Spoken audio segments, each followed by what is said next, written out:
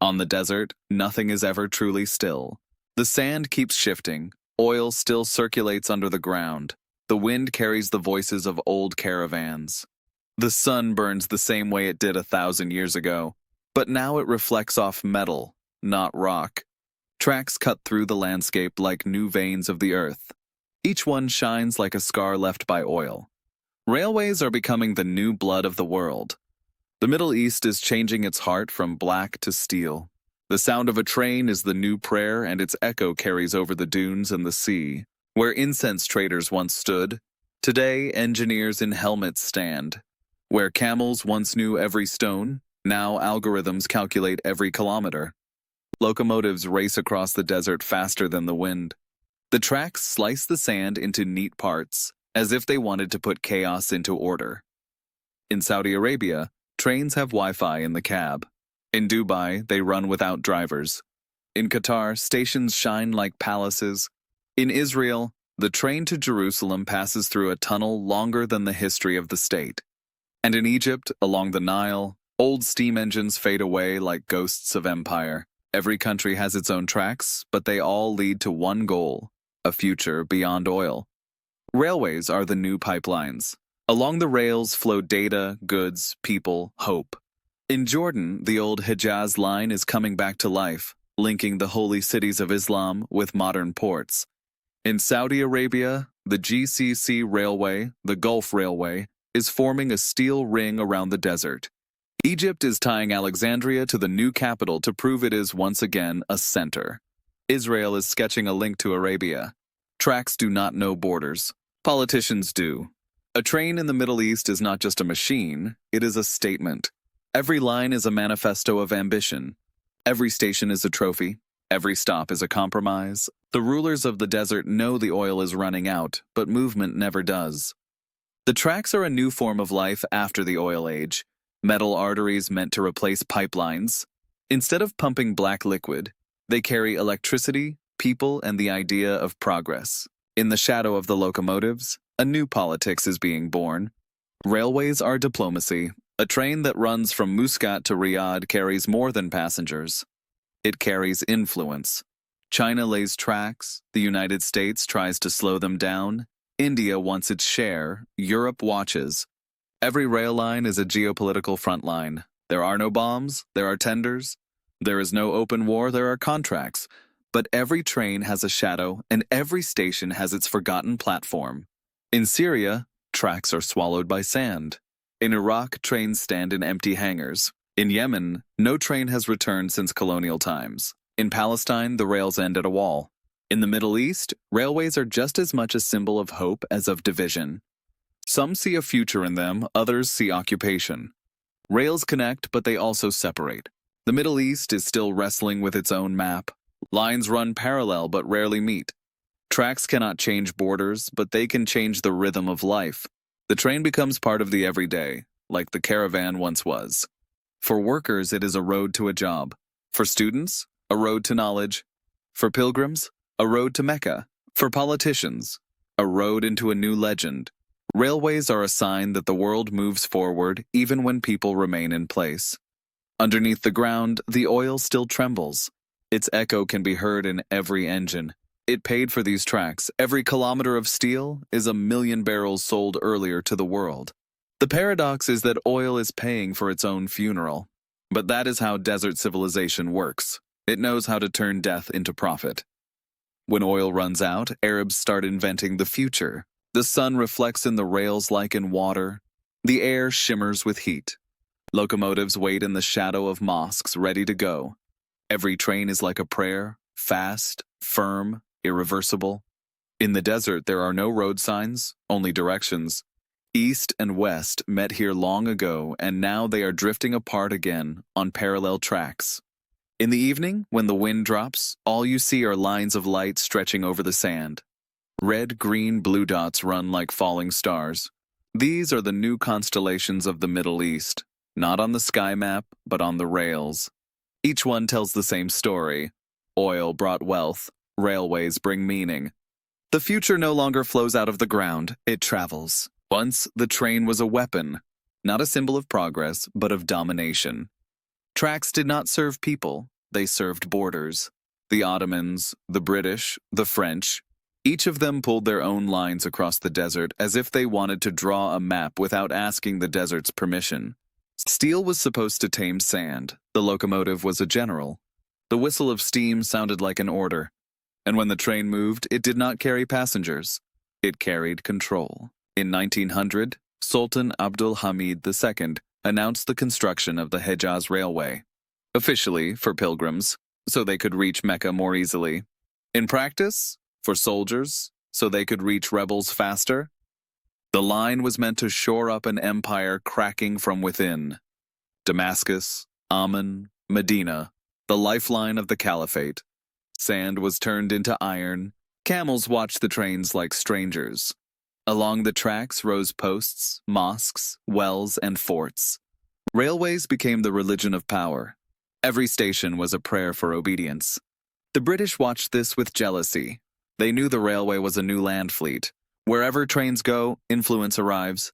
During the First World War, they began to undermine the line, blow up bridges, buy the loyalty of Bedouin tribes. Lawrence of Arabia was not fighting for land, he was fighting for rails. Whoever breaks the line, breaks the blood flow of empire. On the desert, you don't need a front, you just need to destroy the bridge. After the war, the tracks became borders.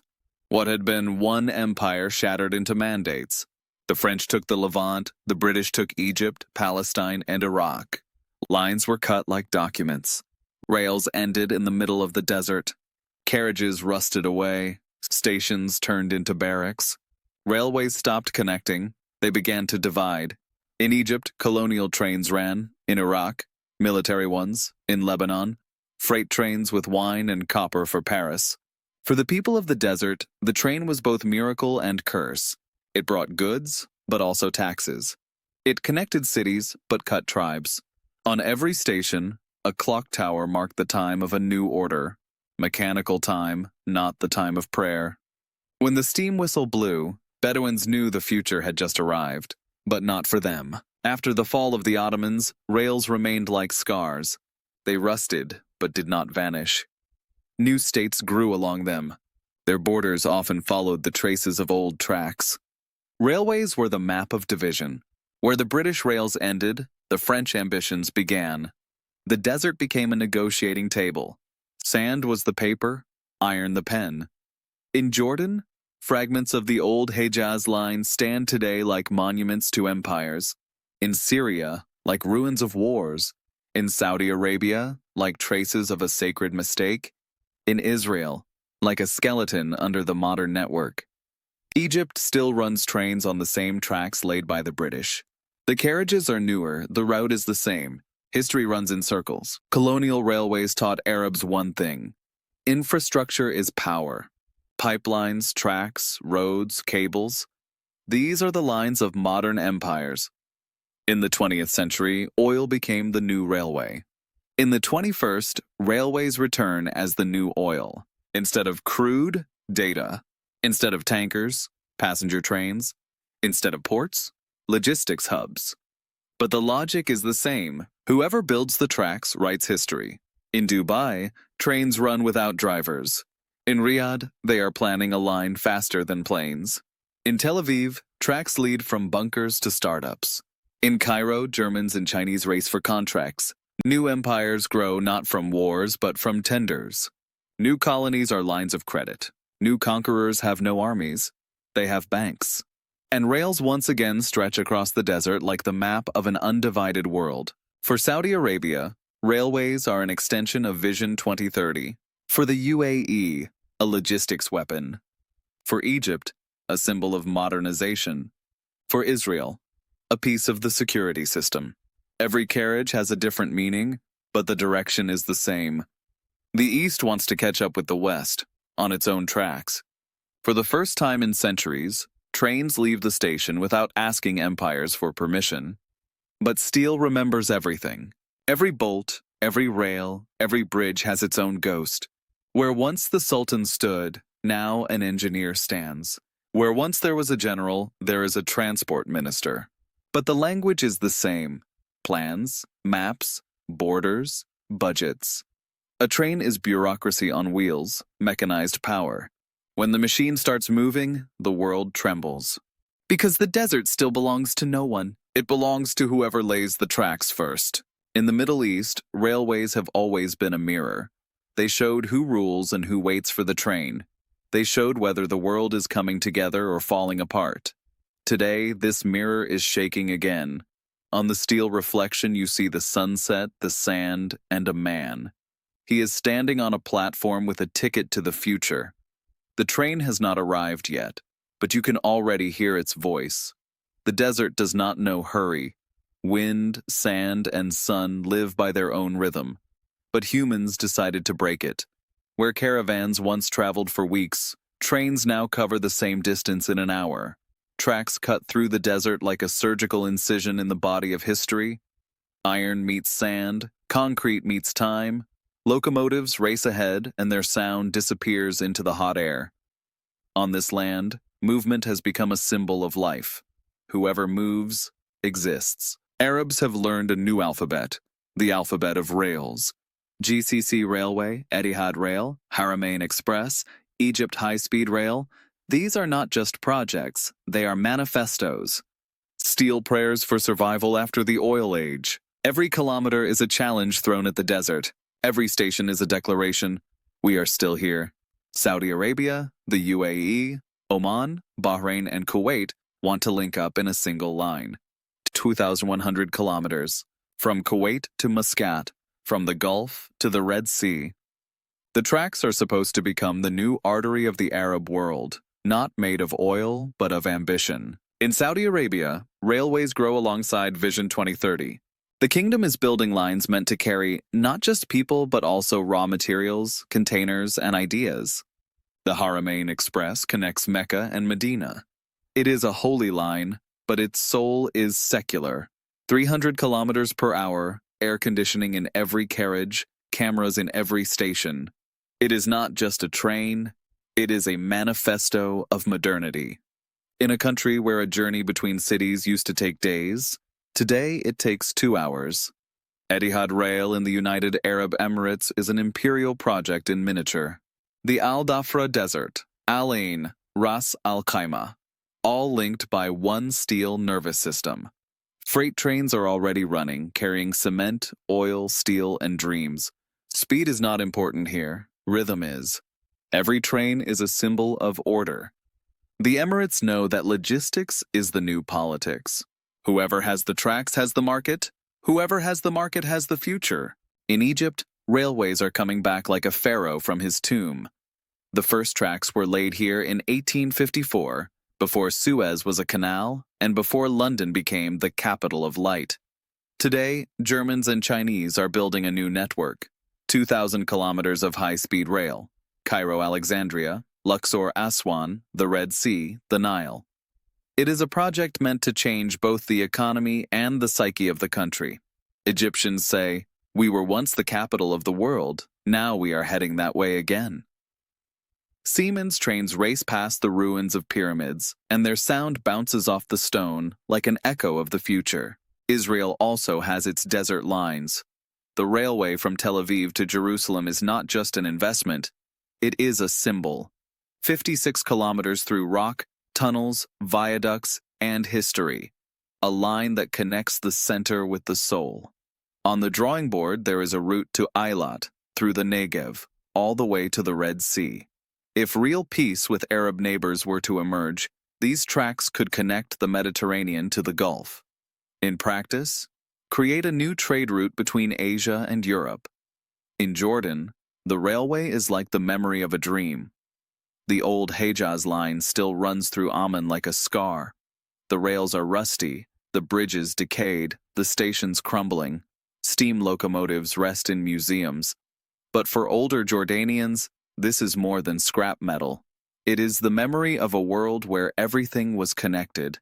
Damascus, Medina, Mecca, Amman, Aqaba. Once you could cross the whole Middle East in one train. Today you cannot even cross some borders on foot. Jordan dreams of a new railway. With help from China and Saudi Arabia, it wants to rebuild freight routes.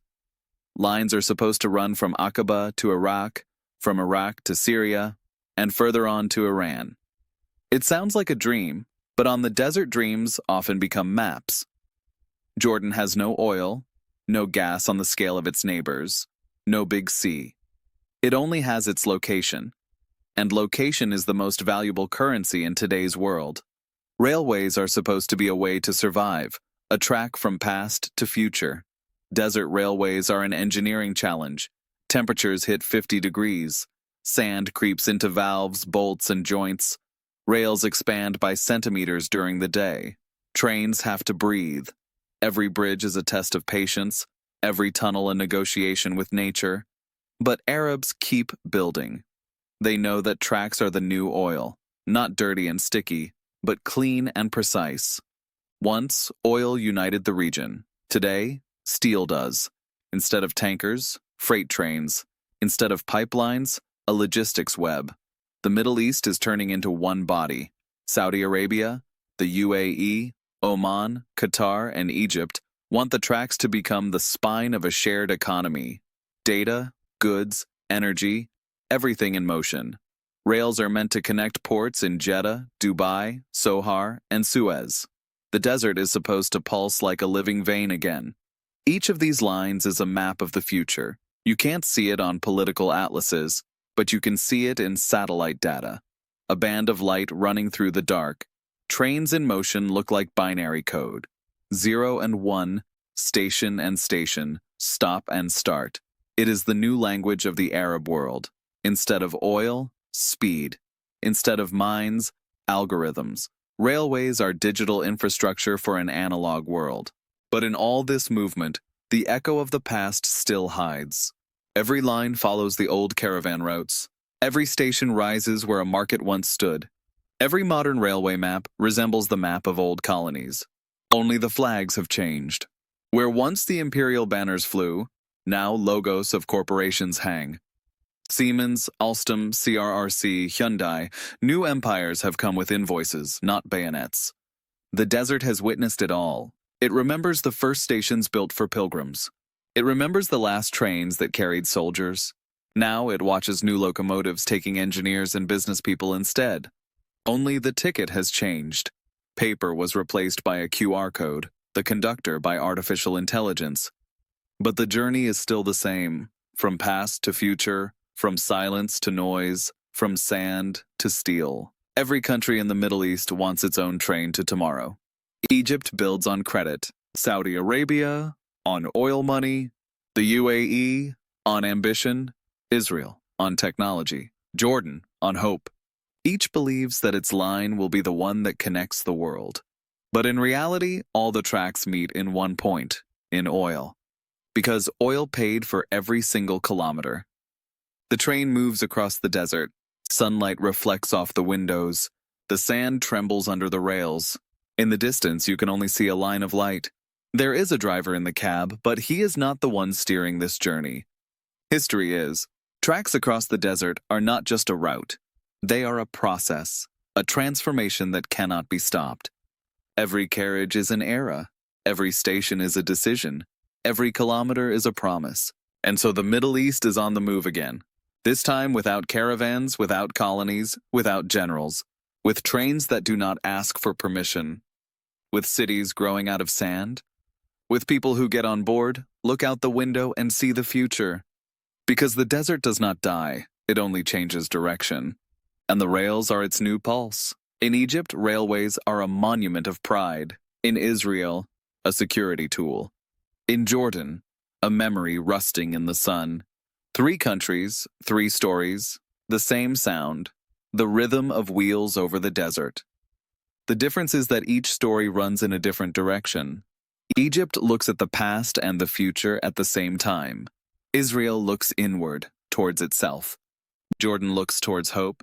Tracks that could have connected the world end at borders no one can cross. Egypt was first. In 1854, the first railway line in the Middle East was built. The British laid it to move cotton to ports faster. Egyptians called it the Iron River. It flowed through the country like the Nile, only quicker. Within years, trains reached Alexandria, Cairo, and Suez. Towns, schools, factories, and palaces grew along the tracks. Railways were a promise that Egypt could be modern, that it did not have to remain just a cemetery of pyramids. But it was also a foreign promise. On the station walls hung portraits of Queen Victoria, not of the pharaohs. The railway belonged to the empire, not the people. When the British left, the tracks remained, but did not fit the new world. They were old, warped, colonial. Trains still ran, but no one was quite sure where they were going. Sometimes they stopped in the middle of the desert, sometimes they went back along their own trail. In the 1980s, Egyptian railways became a symbol of chaos. Overcrowded coaches, broken tracks, ruined stations, accidents, fires, collisions. The railway became a metaphor for the state. Powerful, but exhausted. Now Egypt is building again. 2,000 kilometers of new lines, 60 stations, 15 cities. Germans, Chinese, Koreans. Everyone wants in. High-speed rail is supposed to link Cairo with the new capital, Alexandria with the Red Sea, the Nile with the future. Siemens trains race past the pyramids, and ministers call it the railway of the pharaohs of the 21st century. But in the shadow of that speed, the old line still stands. Trains from the 19th century still run on 19th century tracks with 20th century problems. Egypt lives at two speeds, 50 kilometers an hour and 300. Israel has a very different philosophy. For them, railways are armor. Every track is part of a strategic plan. Trains are meant to protect the country, not just connect it. The Tel Aviv-Jerusalem line is not just an engineering feat. It is a statement. Tunnels under the Judean hills go deeper than political borders. 56 kilometers through rock that remembers prophets. Israel does not build to unite people. It builds to respond faster. The railway is part of the national security system. Stations are fortresses. Passengers pass through scanners like at airports. Soldiers with laptops sit in carriages. Sensors track movement in tunnels. Israel plans a line from the center to Eilat on the Red Sea. Officially, for tourists and trade. Unofficially, to create an alternative to the Suez Canal. A railway across the Negev could connect Asia and Europe while bypassing Egypt. It is a political project. In theory, with regional peace, these tracks could connect the Gulf to the Mediterranean and become a new Silk Road, this time under Israeli control. On paper, peace. In reality, another race for speed. For Jordan, railways are a memory of empires. The old Hejaz line cuts through Amman like a scar. Rails rust, stations crumble, steam engines rot. But in the eyes of older Jordanians, this is more than junk. It is the memory of a world in which everything was connected.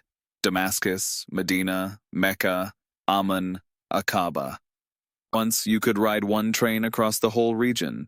Today, you often cannot even cross one border. Jordan is planning a new network. With help from China and Saudi Arabia, it wants to rebuild freight links from Aqaba to Iraq, from Iraq to Syria, and further east. It sounds like a dream, but the desert has always turned dreams into maps. Jordan has no oil, no gas on its neighbor's scale, no big ports. It has only its position. Railways are meant to turn that position into survival. Rails as a lifeline between past and future. 3 countries, 3 visions. Egypt wants to catch up with civilization. Israel wants to control it. Jordan just wants to fit in. Tracks cut through their soil, but do not connect their people. Borders, politics, wars, all this means every train runs alone. Seen from a plane, you sometimes glimpse parallel lines of steel shining in the sun. And you see the irony clearly. Railways that were meant to connect have become a map of division. In the Middle East, everything is a metaphor. The train, too. Egyptians believe railways are a symbol of modernization. Israelis see them as a survival tool. Jordanians see them as the last breath of togetherness. They are all right. Each train goes in a different direction, but each pulls the same weight. History. Tracks remember everything. Empires, occupations, wars, deals. They remember dreams as well. When you look at the map of the region, you see a network that never really connected. Lines that end in emptiness. Stations waiting for trains that never arrive. But sometimes, at night, you hear an echo, the old sound of steel wheels. Maybe it is the memory of the Hejaz Railway, or maybe it is a sign that nothing ever truly disappears. Rails can rust, but the direction remains. Because even if Egypt, Israel, and Jordan are traveling in different directions, the desert they cross is the same. And in the end, it will be the desert, not people, that decides where those trains really arrive. The Middle East is on the move again, but this time it is not oil that drives it. It is steel, electricity, and speed. Where oil wells once burned, now tracks glitter. After the age of oil came the age of movement.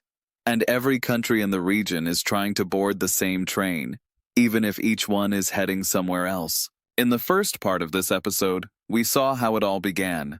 Empires drew borders with steel. Ottomans, Brits, French, they did not build roads for people, they built them for themselves. Colonial railways brought power, not hope. But their echo survived. Every modern station in Saudi Arabia or Egypt stands where generals and cartographers once stood. History in the Middle East never disappears, it just changes its name. In the second part, the desert spoke a new language. Tracks across sand became the arteries of a new economy. Saudi Arabia, the UAE, Egypt, Oman, they all build as if they want to cover the desert with steel. Railways became the symbol of a post-oil era. Projects like GCC Railway, Haramain Express, or Etihad Rail are not just investments, they are political manifestos. Each line is a promise that the Middle East can stand on its own. Each station is a contact point between past and future. Each kilometer is a sign that oil does not have to be eternal for energy to survive. The third part showed that not everything can be connected. Egypt, Israel, Jordan, three countries with the same dreams and different routes. Egypt races between pyramids and new cities. Israel builds tracks like bunkers, fast, precise, protected. Jordan dreams of rebuilding what history destroyed. On the map, it looks like a network. In reality, like a maze. Lines come close but never touch. Borders are stronger than steel. And yet, everything that happens on these rails has a shared meaning. Railways are not just infrastructure. They are a story about survival, about how desert nations turn the past into movement, about how, in a place once seen as the edge of civilization, speed has become the new center. Because the Middle East has realized that oil was a gift and a prison. Railways are freedom. Every country builds in its own way, but all follow the same instinct: survive before the oil runs out, be ready before the old world leaves. Tracks across the desert are not just technology. They are therapy after an age of addiction to raw materials. Steel instead of oil, motion instead of stagnation, vision instead of nostalgia. And even if the trains of Arabia, Egypt, or Israel travel in different directions, they all pass the same dunes. The same dunes that remember caravans, the first Ottoman rails, and the wars over oil. The Middle East is no longer just a place where things end.